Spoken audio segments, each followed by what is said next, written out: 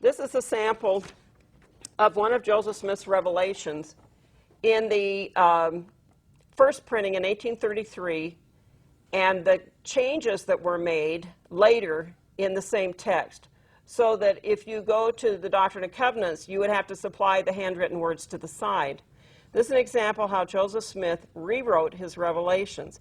Now, if God were the author of the Doctrine and Covenants, one would expect that they would have been written right in the first place. Yes. Why does he have to go back and change the whole meaning of the revelation if it truly came from God? So when the Mormons say to me, the Bible's not reliable, I put to them, the shoe's on the other foot. Yeah. It's your scriptures that have been amended and revised and meanings changed, that when you look at the original documents, you'll see that it just doesn't hold together. All right. One of the other problems for Mormonism is the Book of Abraham. And this is one of their canonized scriptures. Get it straight.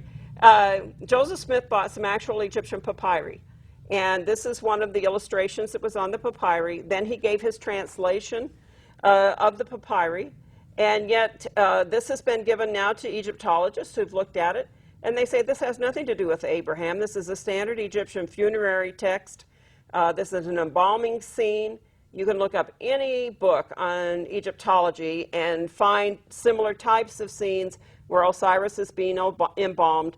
The four canopic jars are the four sons of Horus, where when they embalmed a person, their internal organs were placed in these jars underneath. It's a standard embalming scene, and yet Joseph has a totally different explanation for it. Again, we're back to why should we believe Joseph Smith? Why would we trust him as opposed to the Bible when all of his scriptures have these kind of problems? Now, one of the other credibilities that I